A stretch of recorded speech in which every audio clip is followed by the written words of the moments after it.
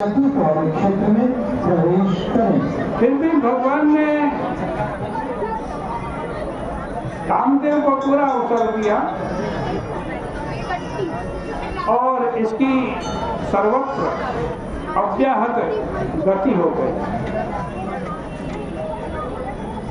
काम ने अपनी पत्नी रति सहित सबकी भावनाएं उत्तेजित कर दी और गोपियों का संपूर्ण मंडल उसके वशीवर्त हो गया, बस में हो गया।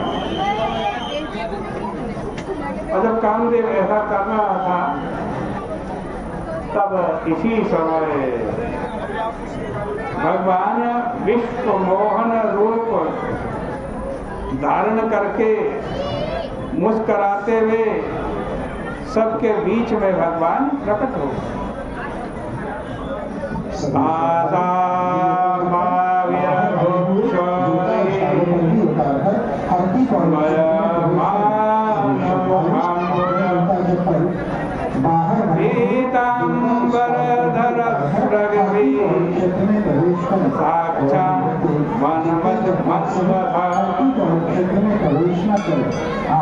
अब क्या हुआ, जितनी गोपियां थी उतने ही श्री कृष्ण बन गए। सावधान रहें। सभी श्रद्धालु दिन में चलते समय इस छवि माधुरी पर जेब पॉकेट का ध्यान रखें। उस मनमत का, उस कामदेव का भी मन चलते समय अपना ललचा गया। जेब पॉकेट का विशेष तौर पर ध्यान। वो अव्यक्त रूप से राशेश्वरी राधा जी में प्रविष्ट हुआ। व्यक्तियों का हाथ न छोड़े, भीड़ में उनका हाथ वे विफल होकर के भगवान के गले से जा लिपटी। भगवान ने सर्वप्रथम उन्हीं से विहार प्रारंभ किया।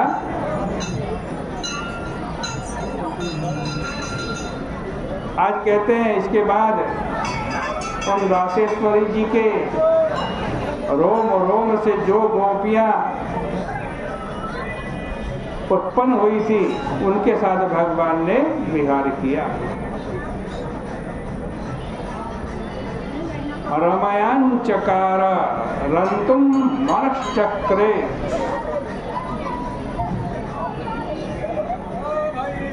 सह ताभिर्मुमोदः का यही सामंजस्य है। इस राज में भगवान के अतिरिक्त कोई दूसरा पुरुष नहीं। कामदेव भी वहां पर गोपी बनकर ही युद्धरत था।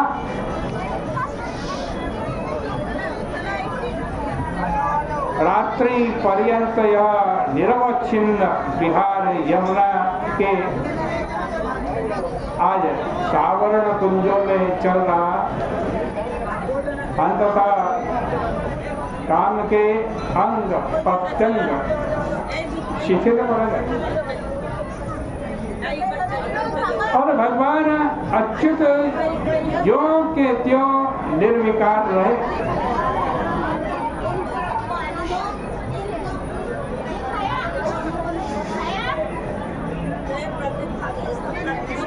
देखो सभी श्रद्धालु अनावश्यक रूप से भीड़ लगाकर इसी खड़े हैं।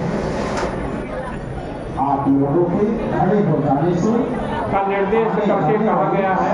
श्रद्धालुओं को परेशानी होती है। भीड़ में अक्सर जेब कतरे घुमा करते हैं जो आपको नुकसान पहुंचा सकते हैं। सभी श्रद्धालु भीड़ में चलते समय अपना पर्स काम विजय का ध्यान रखें। यह ऐश्वर्यपूर्ण चरित्र अपूर्व बुजुर्ग व्यक्तियों का हाथ न छोड़े, भीड़ में उनका हाथ पकड़कर। तीनों लोगों के अंदर कोई भी व्यक्ति ऐसा समर्थ नहीं है जो ऐसी अवस्था में भी निर्विकार रह सके। क्षेत्र में प्रवेश न करे।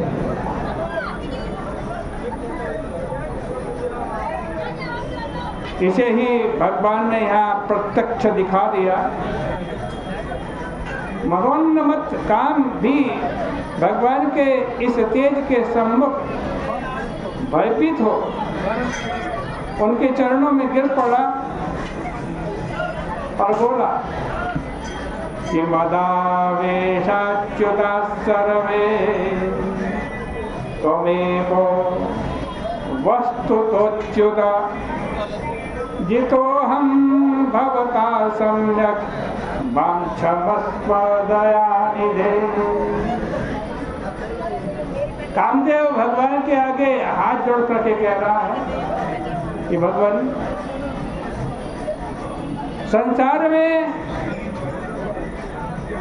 जिनमें मेरा आवेश हुआ है सभी च्युत हुए, बड़े बड़े देवता भी च्युत हो गए।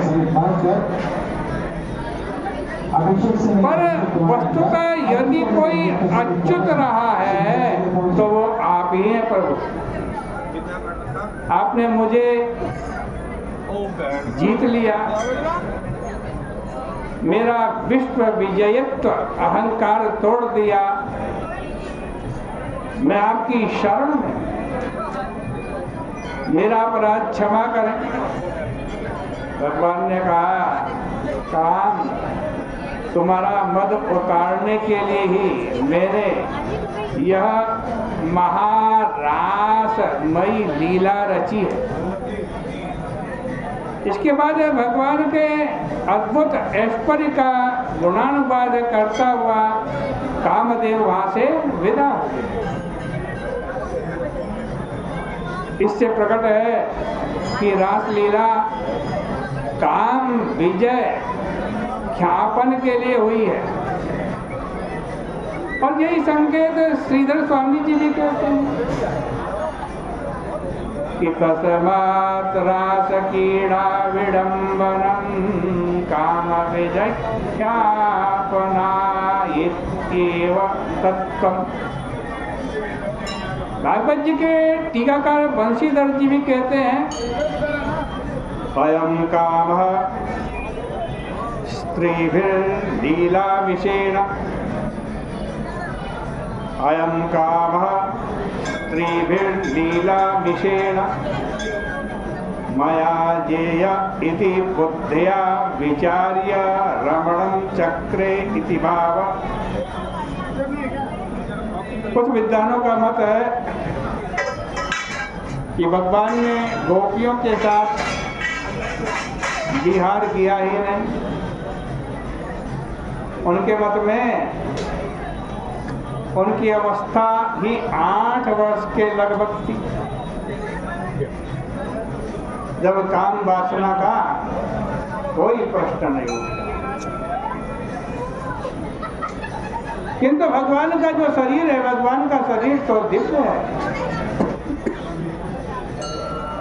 इसमें शुक्र आदि विकारों की कल्पना ही नहीं आती। इस पर कहना है कि भगवान काल पुरुष भी तो हैं, वे काल के अधीन नहीं, उनके लिए अवस्था का आज पारतंत्र भी नहीं है। इच्छानुसार उनकी अवस्था का अभिनय हुआ करता है। श्री राधा कृष्ण के विवाह प्रसंग में भी बताया गया है कि उस समय दोनों ही किशोरावस्था के हो गए थे। अन्यत्र रासलीला के प्रकरण में ध्यान के अंतर्गत किशोरावस्था का ही निर्देश है।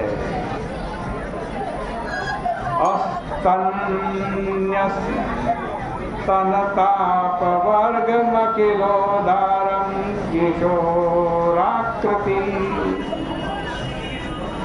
आज की चर्चा का यही विराम पढ़ते हैं। बोल राधा कृष्ण भगवान की।